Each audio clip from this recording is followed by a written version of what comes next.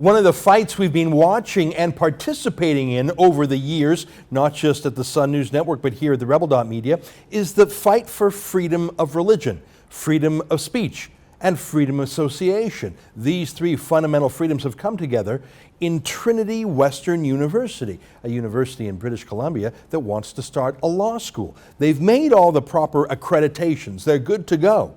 But three different law societies across Canada, that is, the senior lawyers that run the legal profession, in British Columbia itself, in Ontario, and in Nova Scotia, have banned in advance any graduates from Trinity Western simply because they take a personal conduct pledge that follows Christian principles. It's a Christian school. Well, you know about this story because you have helped fight the fight for freedom of religion in the person of John Carpay. He's a leading civil liberties lawyer and the boss of the Justice Center for Constitutional Freedoms. He's been intervening in the legal cases for freedom, and he joins us now from Calgary with an update. John, great to see you again. How you doing? Good, Ezra. Good to see you. Well, just a couple of days ago in Toronto, the Justice Center for Constitutional Freedoms was in court again on this Trinity Western fight again, because you're fighting a three-front war, aren't you? There's court cases that have been launched by Trinity Western in Nova Scotia, Ontario, and British Columbia, and the Justice Center for Constitutional Freedoms has obtained intervenor status in each of those three cases. Now, I think this is the most brazen case of discrimination I can point to, because often when people discriminate, they try and hide the reasons, or they say it's something else, or they just flat out deny it. But in these three cases, all three law societies are very explicit. They don't say Trinity Western is not a good school or doesn't teach things well, or that there's some other substantial problem. They all come right out and say it. It's the Christian ethos, the Christian guide to living that these students voluntarily put upon themselves. That's what they hate. They're making an anti-religious statement, and they don't care who knows. They are making an anti-religious statement, and what their focus is that they say that Trinity Western University's community covenant, or basically code of conduct, discriminates against gays and lesbians, and that's bogus for two reasons. One being that most Canadians would not want to study law or anything else at Trinity Western University because the code is quite comprehensive, and it emphasizes that everybody needs to acquire virtue and strive to become a better person. And it also prohibits foul and obscene language, prohibits drunkenness, prohibits sex outside of the marriage of one man and one woman.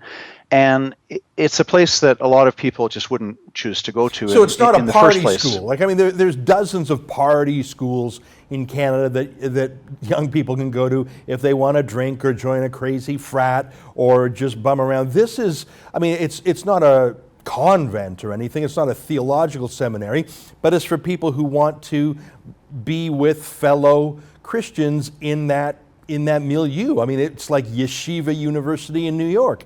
It's an Orthodox Jewish school. Don't go there if you love your ham sandwiches.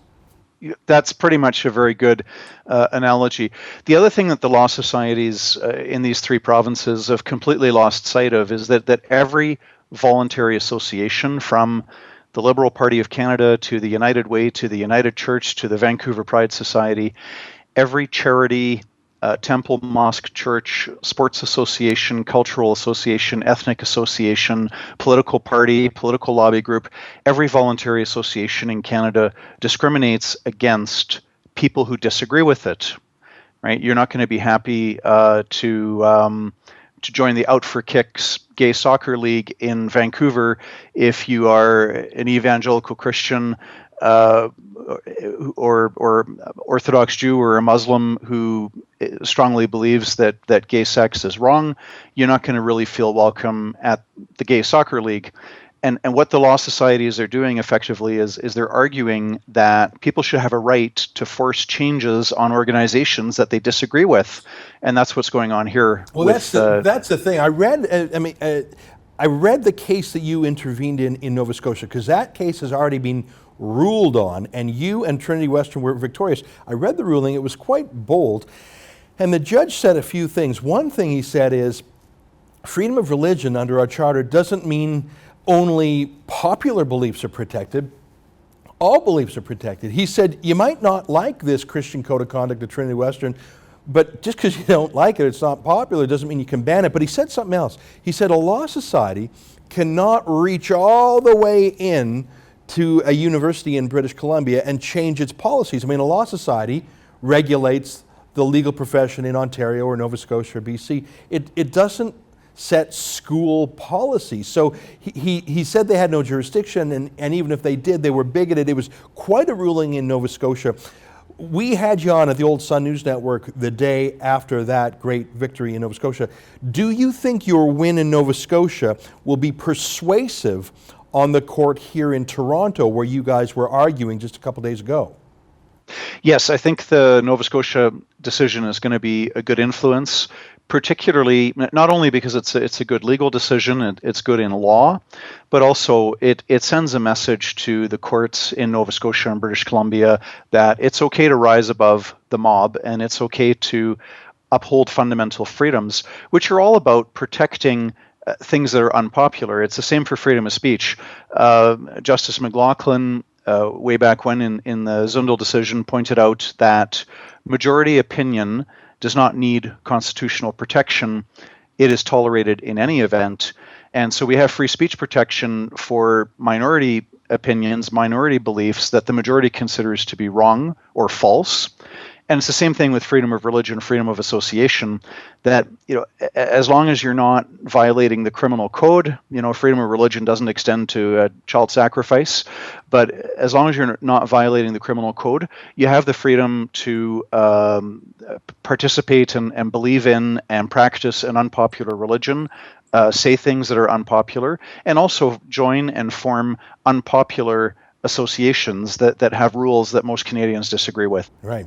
John, we're almost out of time, but this was your second battle. The first was in Nova Scotia, and you guys helped win. The second was here in Ontario. Now, the third is coming up in British Columbia itself, where there's been enormous pressure on the government to shut down that school. You're intervening there. Now, we've helped you out. We have crowdsourced, crowdfunded some dough to help cover your bills, because you are one of the only civil liberties lawyers in Canada that believes in freedom of speech for people of the conservative variety. There's plenty of fair weather friends in the civil liberties movement who are only there for leftist causes, but you're one of the rare ones sticking up for Trinity Western. Do you need more financial support to keep fighting, to keep the fight going in British Columbia? We've sent you some checks before. I remember the last check we sent you was $5,000 from our viewers. So we love you. You're doing good work. Do you need some more help in British Columbia? It would be most welcome. We're certainly not, in a crisis situation where we have to close our doors. We're not close to that, but definitely we always need more support and continued support to fight these court challenges all over Canada. Not only the three Trinity Western battles, but there's other court cases that we're involved in across Canada in defending freedom of speech and other charter freedoms. I can see you're not wasting your donations on ritzy office space, John. That's a backhanded compliment. That's my way of saying I know that every dollar going to you guys is a dollar well spent. Well, John, I'm going to ask our viewers to do this again. We helped crowdfund for a preacher here in Toronto who was charged with illegal busking for preaching on the streets. We've helped you before fight in Nova Scotia and Ontario. So I am going to ask our viewers right now, if, like me, they love what you're doing, let's chip in. And we've got a website we've been doing this on for more than a year. It's TheRealBigots.com. And I use those words because in my view, the real bigots here are the law societies of Canada, and you're the one, John, holding them to account. Folks, let's try and get some dough together. In the past, we've raised $5,000 chunks for John. I don't know what we can raise today. I don't know the reach of TheRebel.media. Let's take a baby step. Let's try and get $1,000 for John, and if we exceed that, well, that'll be a bonus. I'll chip in the first $50 myself, John, so that's TheRealBigots.com. On one condition, though, John, and that one condition is you've got to report back to us how it goes. Is that a deal? That's the deal. Absolutely. I'm happy to speak with you. And BC court hearing will be in August. Right on. Well, thanks, my friend, and you keep up the fight for all our freedoms. Thank you, Ezra. You do the same. Will do. Bye-bye.